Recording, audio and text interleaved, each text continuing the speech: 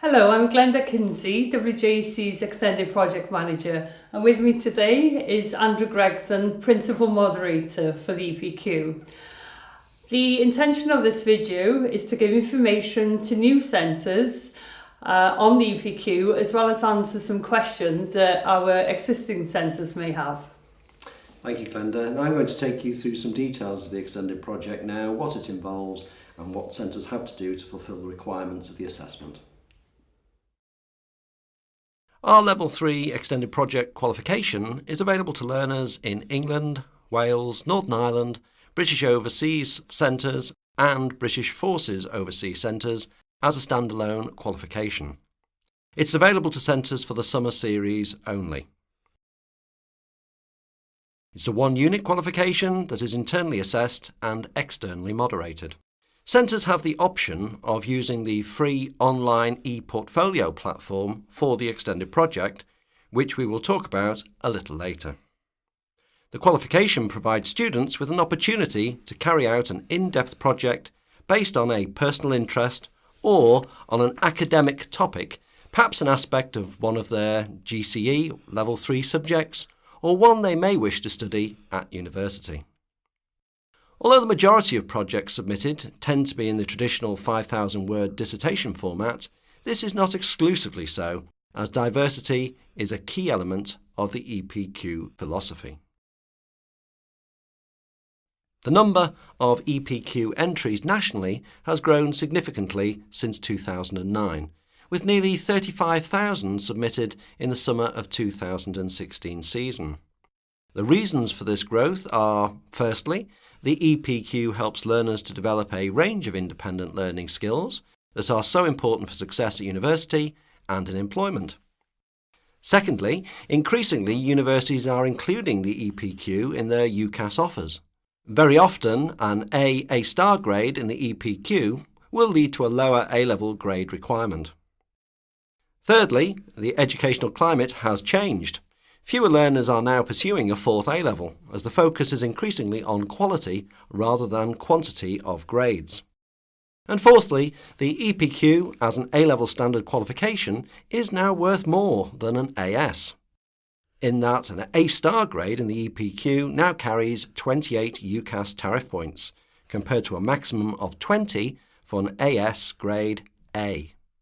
It may provide a useful complement or alternative to the AS entry in England. The EPQ allows the learner to pursue a research topic of their choice, a freedom which is seldom to be found in traditional A-level specifications. The qualification offers centres flexible timetabling options. Learners have more choice over their studies, more than ever, and an opportunity to develop useful transferable skills. And WJEC's extended project qualification also contributes to the Level 3 threshold and performance points in England and Wales. Why choose WJEC? Our mission is to offer continuous support and advice to all those who teach WJEC extended project in schools and colleges, helping to ensure that students achieve their best. We offer face-to-face and online CPD training courses, free centre visits to new centres, continuous direct access to subject specialists via email and phone, and unlimited access to free educational resources. Continuous support and advice for centres on approving project proposals and proposed titles, wide range of exemplar materials via our secure website, and access to regional support officers. Centres also have the option to use the free online e-portfolio platform. It is a platform where students can submit their work online, which can then be assessed internally and moderated externally online. The main benefits of the e-portfolio platform are it's simple to use and developed to streamline the administration for both teachers and learners. There are significant savings for centres in terms of postage, print and stationery costs. Candidate work is submitted online and securely stored on WJEC servers. Candidate and staff have access to the work 24/7, 365 days of the year, to be able to revise their projects and communicate with each other electronically at any time.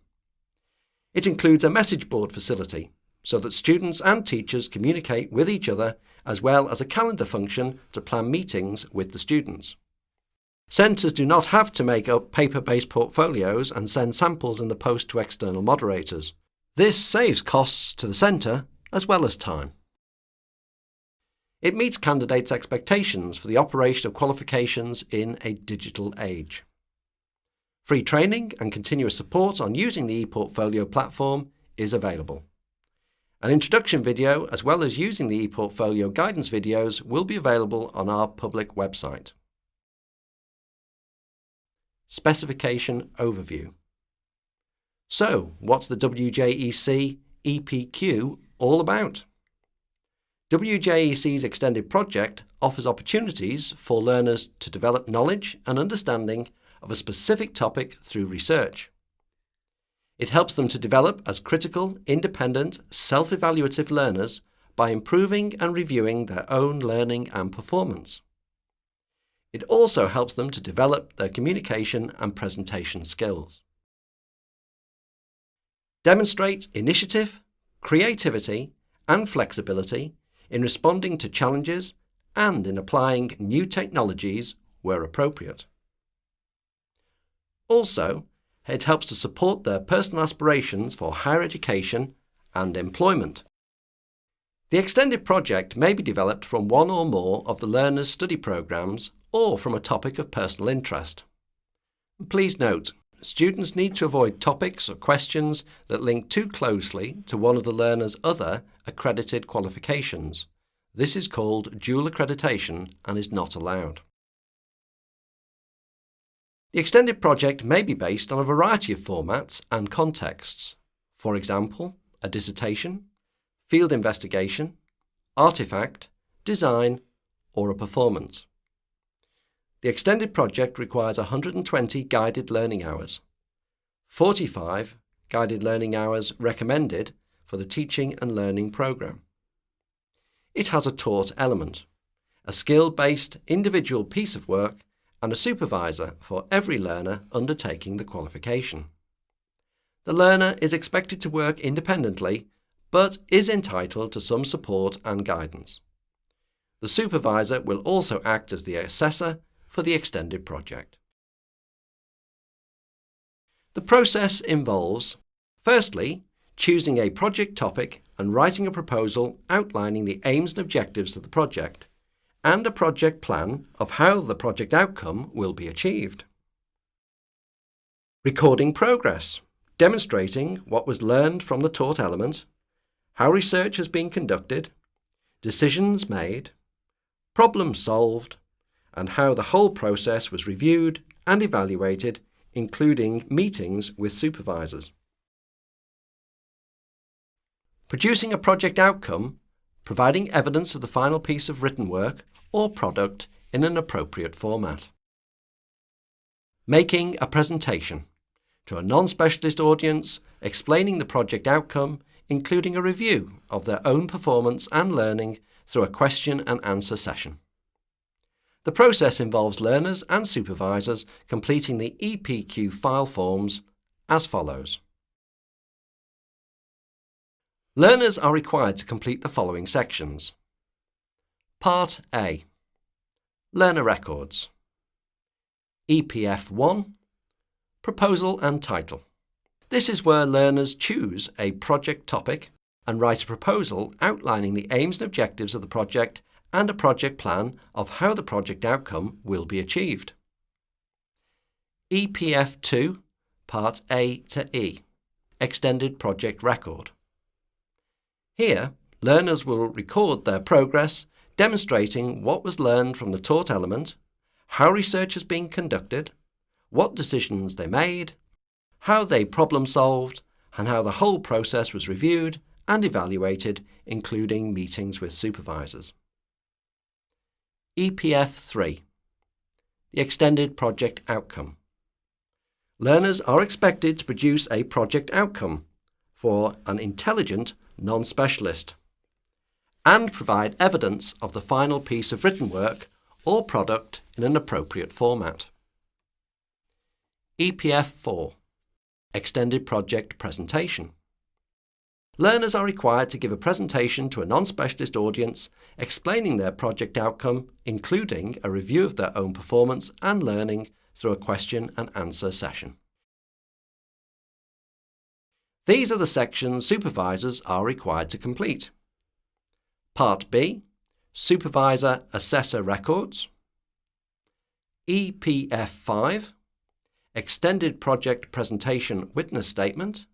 This must be signed by the supervisor or assessor and include question and answer information. EPF 6, Extended Project Supervisor Final Assessment Mark Sheet and Centre Internal Standardisation Form. Supervisors are required to complete a mark sheet for each learner and mark the projects against the separate strands of the assessment objective criteria.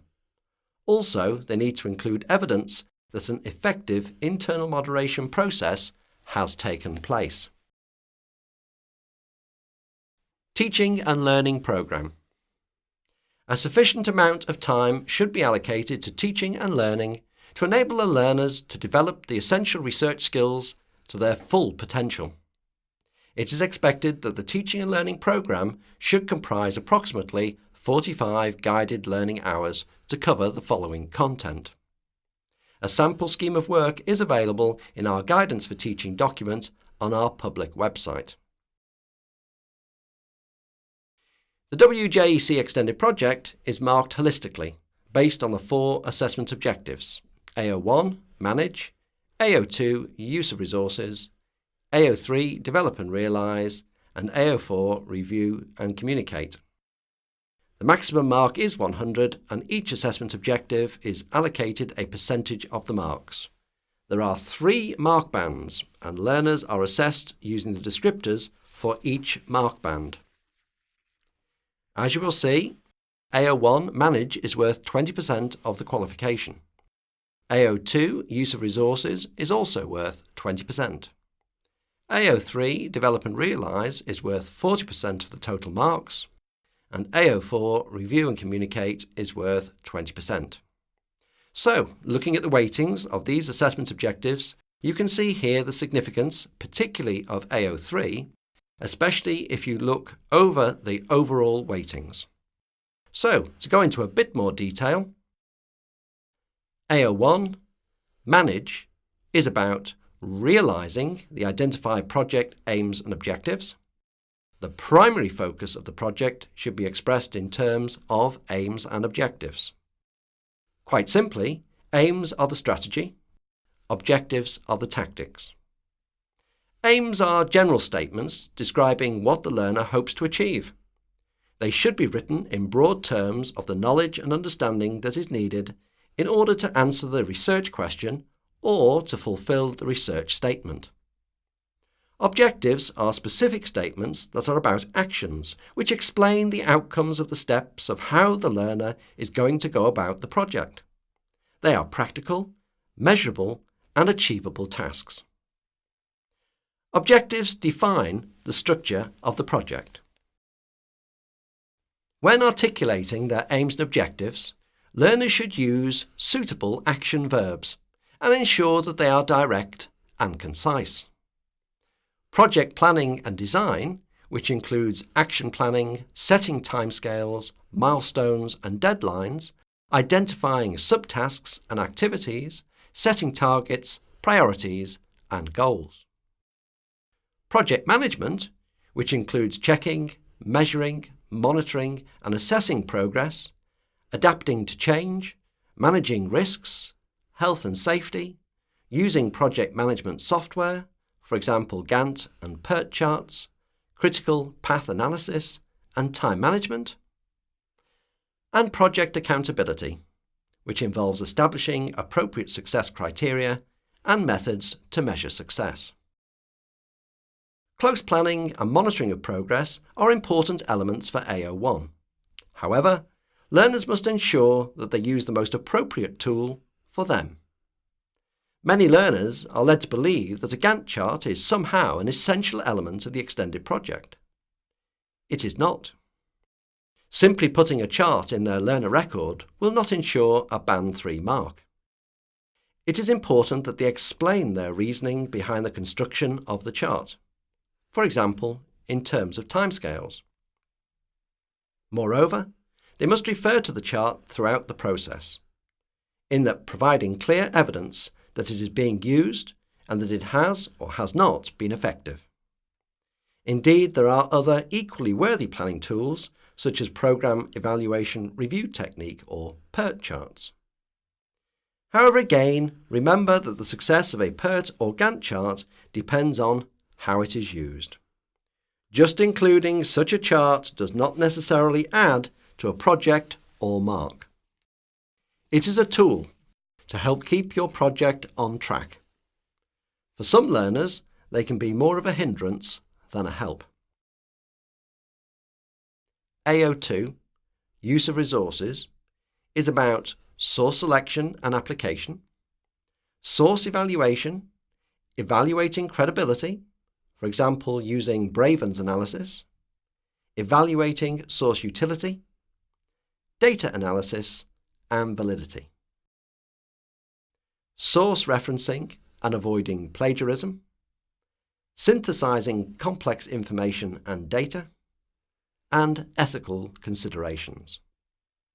For AO2, it is important that learners select sources that are appropriate for their project topic, source utility, and critically evaluate them, source credibility. Please take a look at WJEC's EPQ Guidance for Teaching for important points for learners to consider when selecting resources. AO3, Develop and Realise, is about problem solving, decision making, use of language and argument, and use of new technologies such as 3D printers, new software, online publishing, etc. As I mentioned earlier, in terms of the mark scheme, this is the most significant assessment objective as it carries 40 out of the 100 marks. The two main points of focus here relate to skills development and the standard of the final outcome.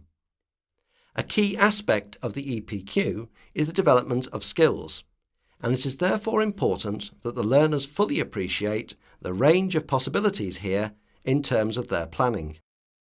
Very often, learners offer only limited comment on the skills they hope to develop and apply in EPF1 Section 7, which is a pity. Again, this tends to highlight a failing of the centre's taught programme. Learners should be encouraged to think about the following possible areas. As always, there is no definitive model here, as the skills selected will depend greatly upon the nature of the outcome envisaged. The planning process could look like this. In terms of the standard of the final outcome, there is much that each learner needs to consider.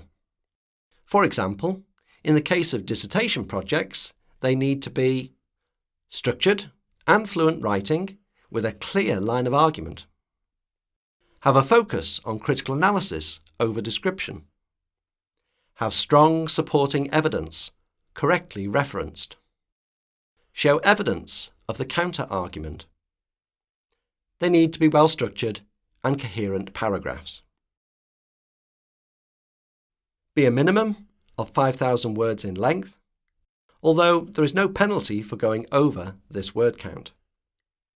Show evidence of drafting and proofreading, but only the final draft is required for submission.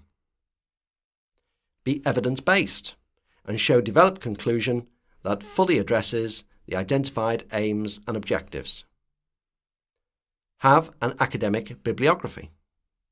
And finally, learners need to have given attention to spelling, punctuation and grammar issues, for example, accuracy and mature use of vocabulary. Although the majority of learners follow the traditional dissertation route with their EP, a number prefer to produce an artefact instead. Artefacts come in many different forms, but essentially involve the learner producing or manufacturing a physical outcome. for example a documentary film, a series of short stories, or a camera gimbal. In other words, an artefact-based project allows the learner to be more creative and pursue an area of particular interest. So should your learners do a dissertation or artefact? Both dissertation, written projects, and artefact, non-written projects, can be equally valid and score well against the assessment criteria. Learners can incorrectly believe that an artefact-based project, such as making a short film, writing a series of short stories, or designing and manufacturing a bomber jacket, is an easy option as it involves writing just 1,500 words rather than 5,000 words. It is not. If anything, artefact projects involve more work, as the learner has to research both the content and nature of the artefact itself. Please advise your learners against weak artefacts that are unlikely to meet the demands of a Level 3 qualification. For example, a learner who wants to create a football fan magazine may think that she or he can simply print off some images from the internet and staple a booklet together. However, does the learner have the right to use the images selected? Has the magazine been costed and a profit margin per copy identified? Has the magazine been presented to a high standard? The best artefacts have clear aims and objectives and are rooted explicitly in research. A common pitfall is that learners can focus more on the creativity and manufacturing side and thereby neglect the essential research element. Instead, they must demonstrate how the research has influenced the design and manufacture of the outcome, which itself is of a high standard. Moreover, the learner's conclusion should include a detailed evaluation of the artefact and its fitness for purpose. To this end, learners should be encouraged to incorporate specific success criteria when submitting their title for approval. In this sense, an artefact proposal is different from a dissertation. Examples of well-framed artefact projects would include to produce a scale model of a trebuchet for under £100 that is capable of throwing a tennis ball over 10 metres. To manufacture a leather bomber jacket for under £100 using the school laser cutter. To write and produce a short film on the Syrian refugee crisis aimed at learners of sixth form age. It is also important to note that a learner who produces an artefact should keep a development record of how the artefact has been designed and produced. The analysis of data and information should be contained in the development record, as it must inform the design of the artefact. A copy of the final design should be included with some explanation of why the design has been chosen, critical thinking and problem-solving skills. The learner must capture how they have produced the artefact and include evidence of any practical skills they have developed in preparation for the production of the artefact. The development record can be presented in any visual form, for example as a scrapbook, PowerPoint, Prezi, etc. It is certainly important that learners appreciate that, whilst the EPQ counts as half an A-level, it is still of A-level standard. As such, learners should clearly pay attention to detail in how the outcome is presented. To help here, centre staff need to encourage learners to develop checklists of their own to aid drafting and proofreading. This is much better than generic tick lists provided by the centre, as it allows the learner to again demonstrate independence and the extent to which they have taken full responsibility for their project. And finally, AO4, Review and Communicate, is about presentation skills. Learners need to structure their ideas effectively, ensuring audience engagement and avoiding death by slide, and deal with challenging questions. As well as evaluate, and reflect on what they have done. For AO4 LO7, all learners have to make a presentation. Many presentations take around 15 to 20 minutes, plus time for questions. But as always, this will depend upon the learner and the topic. As a general guide, learners should be encouraged to consider both the research process and what they've learnt. Many learners choose to deliver a traditional oral presentation, supported by either a PowerPoint or Prezi slideshow. However, some choose a different approach, such as an exhibition. Both approaches are equally valid. As always, it is the learner, not the teacher, who decides upon the format, location, and audience for the presentation.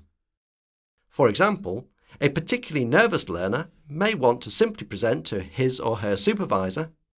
Others may want to present to the whole year group. The only key requirements are that the learner's supervisor has to be present, as ultimately she or he has to assess the effectiveness of the presentation. The learner has to answer a series of questions from the audience at the end of the presentation, and these questions must not be previously shared with the learner. In other words, the learner has to demonstrate his or her knowledge and understanding of the topic. Clearly, it would be an advantage to have a look at the WJEC Extended Project Guidance for Teaching document, which describes in detail the requirements for the assessment objectives, details on the teaching and learning programme, including an example scheme of work, as well as other guidance. So what else is available to centres wishing to offer WJEC's Extended Project Qualification? On our website you will find the EPQ Specification, Student Guide, Guidance for Teaching, Administration Handbook, Frequently Asked Questions, CPD Event Details, Principal Moderator Reports, and more. Our next series of CPD courses for the Extended Project will run in various locations during September and October 2017. Please have a look at the website for the dates and locations and to book online. We would recommend that new centres and new supervisors attend these events. As well as face-to-face CPD events, we will also be doing a webinar in the spring term on assessment and internal standardisation. It would be sensible to subscribe to our email alerts so that you can be notified when we develop new resources. A link to subscribe to the email alerts is also available on the EPQ webpage on our public website. You will also find useful information on our secure website, such as all our CPD materials from our last series of Extended Project CPD events, including a guide to getting on the right track with project proposals and titles and a range of exemplars. We will be making many more exemplars available after the summer 2017 series, including the principal moderator's comments on each exemplar. Thank you, Andrew. And thank you for viewing this introductory video. Please keep in touch and don't hesitate to contact me if you'd like further information about our extended project. My details are available on the website, as well as details for my subject support officer. And good luck with the qualification.